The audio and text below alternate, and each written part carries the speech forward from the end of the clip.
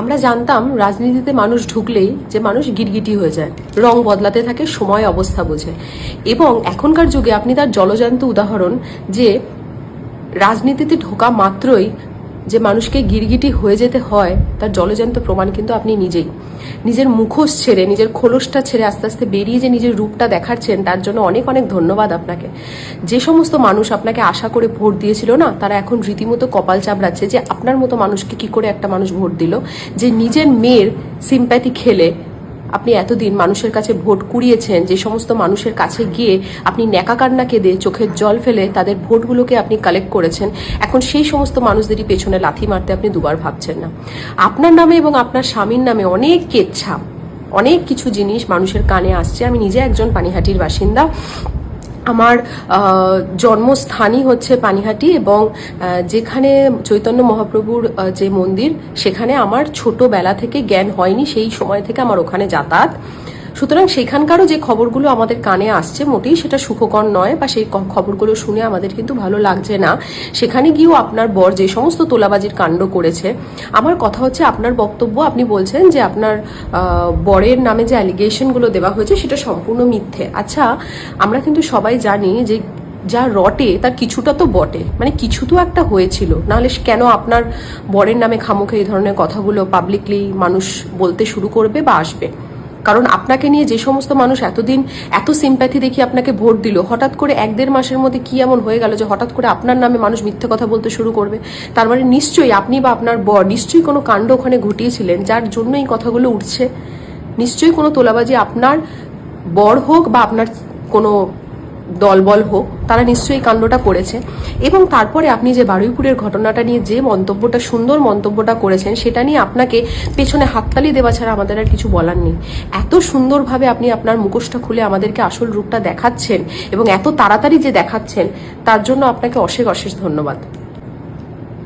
এবার কথায় আসি, গিরগিটি কেন বললাম? বিকজ আপনি তো প্রথমে বলেছিলেন না যে বারুইপুরের কাণ্ডটার সাথে আপনার মেয়ের কাণ্ডটার কোনো মিল নেই, কারণ আপনার মেয়ে নাকি একটা সেফ প্লেসে ছিল, মানে একটা সুরক্ষিত স্থানে ছিল, আর এই মেয়েটা কোথায় ছিল আপনি সেটা জানেন না।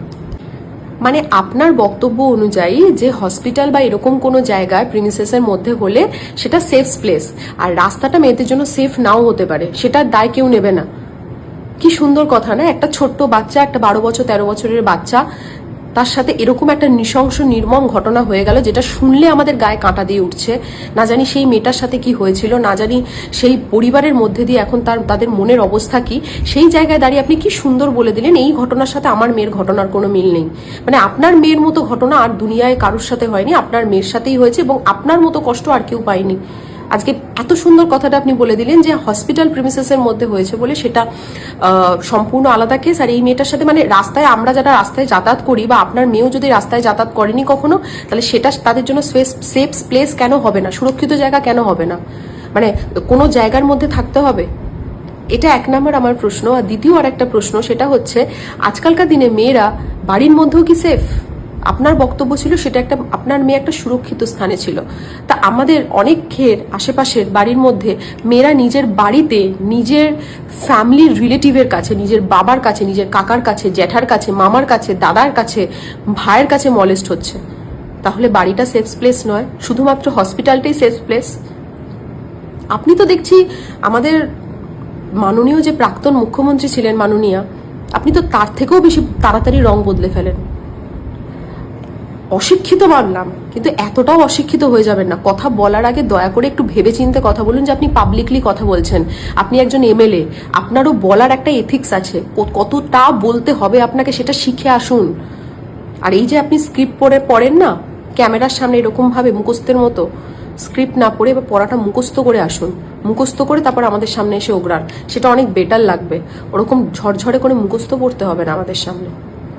এখন গিরগিটির মতো রং বদলে যেই দেখেছেন যে পাবলিক আপনার ওপর, আপনার রোষটা উতরে উঠেছে, এখন আপনাকে 5 বছরের বেশি আরো থাকতে হবে, কারণ লোভ এসে গেছে না। iPhone 17 Pro Max আপনার হাতে চলে এসেছে। এখন লোকজন আপনাকে একটুখানি মান সম্মান দিয়ে সেই চোখে আপনাকে দেখছে, আপনি এমএলএ, একটা প্রভাব প্রতিপত্তি, টাকা পয়সা সবই আসছে, আমরাও বুঝতে পারছি, আপনার পোশাক আশাক ঔজ্জ্বল্য সবকিছুতেই আমরা বুঝতে পারছি।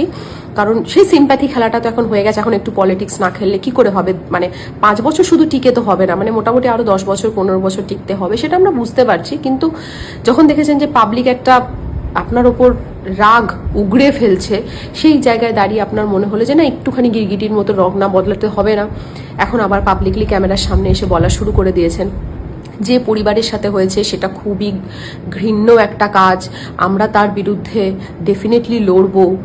আমাদের মাননীয় মুখ্যমন্ত্রী, যিনি বর্তমান মুখ্যমন্ত্রী, তার উপর আমার ভীষণ রকমের আস্থা রয়েছে, ভরসা রয়েছে, তারা নিশ্চয়ই বিচার করবেন। এই ছোট্ট শিশুটার সাথে যেটা হয়েছে সেটা নিতান্ত অন্যায় হয়েছে, খুব অন্যায় হয়েছে, ঘৃণ্য কাজ, প্রত্যেককে শাস্তি হবে, এনকাউন্টার হয়েছে, খুব ভালো হয়েছে। এখন কথা দিয়ে এই মুখ থেকে বুলিগুলো বেরোচ্ছে না, সেই সময় কোথায় ছিল? তার মানে আপনার বিবেক বলে সত্যি কি কিছু আছে? আমার তো মনে হয় না, আজকে আমার সত্যিই মনে হয় না যে আপনার বিবেক বলে কিছু আছে। আপনি একজন মা, বলতে তো ঘেন্না করে আমার, আমিও একজন মা, আজ মায়ের নামে আপনি তো কলঙ্ক, আমার বলতে ঘেন্না করে আপনাকে। এই সিম্প্যাথি নিয়ে আপনি মানুষের ভোট নিয়েছেন? সত্যি সিম্প্যাথি আর পলিটিক্সের মাঝখানে আপনি যা খেলছেন না, দুর্ধর্ষ খেলছেন, দুর্ধর্ষ। হ্যাটস অফ আপনাকে। সবাই যে ওনাকে কাকিমা বলে, এর যথেষ্ট যৌক্তিকতা এখন আর আমি খুঁজে পাই না। আমার মনে হয় যে যতদিন উনি কেবল অভয়ার মা ছিলেন ততদিন অবধি সবাই আবেগ দিয়ে কাকিমা বলে ডাকতেন এবং সেটা যথেষ্ট যৌক্তিক ছিল। কিন্তু আজকে দাঁড়িয়ে উনি আর কেবল অভয়ার মা নন, উনি বর্তমানে পানিহাটির এমএলএ হয়েছেন। প্রথম কথা হলো, এই এবেলা ও বেলা আপনার আমার এই কনসেপ্ট আমি ঠিক বুঝতে পারি না। ক্রাইমটা ক্রাইম, অন্যায়টা অন্যায়, রেপ মার্ডারটা রেপ মার্ডার, যারা করেছে তারা ক্রিমিনাল, যাদের উপরে হয়েছে তারা ভিকটিম, তাদের সাথে অন্যায় হয়েছে এবং ন্যায় বিচারের দাবি করাটা প্রত্যেকটা সাধারণ মানুষের রেসপন্সিবিলিটি এবং দায়িত্বের মধ্যে পড়ে, ইনক্লুডিং ইয়োর সেলফ, আপনারও দায়িত্বের মধ্যে পড়ে। আপনি এই কথা বলে একেবারেই নিজের দায়িত্ব এড়িয়ে যেতে পারেন না যে আপনাকে জানানো হয়নি বা আপনাকে ডাকা হয়নি। বিশেষত আপনার তো এই দায় বেশি করে পড়ে, আপনি একজন জনপ্রতিনিধি, আপনি এখন একজন এমএলএ, আপনার খবর রাখা উচিত কোথায় কি ঘটছে না ঘটছে, কোথায় কি হচ্ছে না হচ্ছে। কথায় বলে যে যখন কেউ খুশিতে থাকে তখন তার খুশিতে বিনা নিমন্ত্রণে যাওয়া উচিত নয়, কিন্তু কেউ যখন দুঃখে থাকে তখন বিনা নিমন্ত্রণেও, সে যদি শত্রুও হয় তাহলেও তার পাশে যাওয়া উচিত, পাশে থাকা উচিত। দ্বিতীয় পয়েন্ট, আপনার মেয়ে ডাক্তার, প্র্যাকটিশনার ডাক্তার ছিলেন বলে আপনার মেয়ে প্রায়োরিটি দাবি রাখে, আপনার মেয়ে ন্যায্য বিচারের দাবি রাখে, আপনি তাই মনে করেন? মেয়েদের উপরে যে টর্চার হচ্ছে তারও ক্লাসিফিকেশন করছেন আপনি, তারও ক্লাসিফিকেশন চলে। আপনি যখন ওপেন মিডিয়াতে এসে কথা বলছেন তখন আরেকটু সচেতন ভাবে কথা বলা উচিত। এখানে সম্পূর্ণ নারী সমাজের ব্যাপার জড়িয়ে আছে, এখানে কেবল পলিটিক্স নেই, কেবল রাজনীতি এখানে নেই, এখানে নারী সমাজের বিষয় আছে।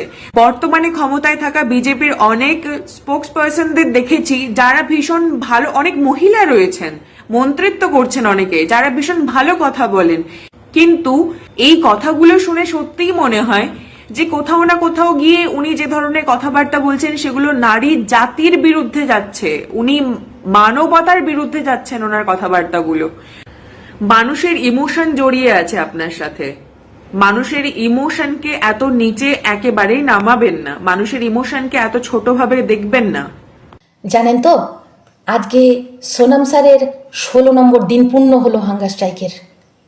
এখন তো উনি ঠিকমতো কথা বলতেও পারে না, দাঁড়াতেও পারে না। খুব শিগগিরই হয়তো আমরা একটা খারাপ খবর পেতে চলেছি। এটা আমাদের দেশের 4র্থ নম্বর হাঙ্গার স্ট্রাইক হবে যদি ওনার কিছু হয়ে যায়। তাহলে সর্বপ্রথম এই ঘটনা আমরা দেখেছিলাম স্বাধীন ভারতের ইতিহাসে 1952 সালে।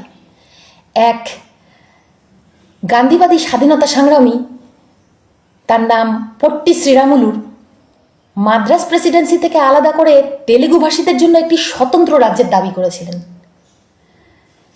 56 দিনের অনশনের পর সরকার তার সঙ্গে আলোচনা করার পরও কোনো সিদ্ধান্তে পৌঁছাতে পারেননি। ফলাফল 51 বছর বয়সে তার মৃত্যু হয়। কিন্তু সরকার তার দাবি মানতে বাধ্য হয় তার মৃত্যুর পরে। এরপর আসি আমরা ইন্দিরা গান্ধীর সরকারের আমলে।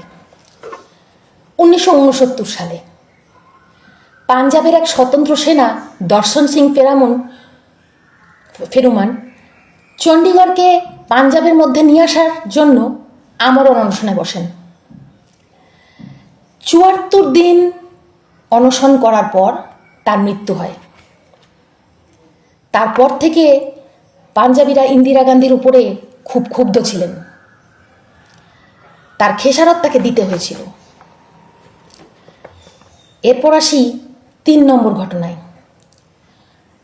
বেশি দিনের কথা না, মাত্র 2018-র কথা। অবশ্যই তখন মোদী সরকারই ছিলেন। এই সময় আইআইটি কানপুরের এক প্রফেসর জিডি আগরওয়াল আমাদের গঙ্গা নদীকে দূষণমুক্ত করার জন্য এবং গঙ্গা নদীর উপরে যে হাইড্রো ইলেকট্রিক প্রজেক্টের নির্মাণ হচ্ছিল তার বিরোধিতা করে আন্দোলনে বসেন হরিদ্বারে। তখন 111 দিনের অনশনে ঋষিকেশ এইমস হাসপাতালে তিনি মৃত্যুবরণ করেন। হ্যাঁ, মৃত্যুর পর তাকে গঙ্গাপুত্র আখ্যা দেওয়া হয়েছিল। এইবার আসলাম সোনাম স্যারের ব্যাপারে। সোনাম স্যারের আজকে 16 দিন পূর্ণ হলো। আমরা জানি সোনাম স্যার একজন নোবেল পুরস্কার প্রাপ্ত সায়েন্টিস্ট, আমাদের দেশে যার অনেক অবদান আছে। যদি সোনাম স্যারের কিছু হয়ে যায়, আমরা একজন রত্নকে হারাবো, সেটা আমরা হতে দিতে চাই না। তাই বর্তমান সরকারের কাছে আমার হাত জোর করে রিকোয়েস্ট, আপনারা সোনাম স্যারের দাবি একবার শুনুন, তার সাথে একটু আলোচনা করুন। আমরা সোনাম স্যারের মতন একজন রত্নকে কখনোই হারাতে চাই না। আসুন আমরা সবাই মিলে আমাদের গভর্নমেন্টকে রিকোয়েস্ট করি যাতে আমাদের যুব সমাজ এবং আমাদের ছাত্র সমাজ এবং অবশ্যই একজন বড় মাপের সায়েন্টিস্টের জীবন আমরা বাঁচাতে পারি, যারা আমাদের দেশের ভবিষ্যৎ।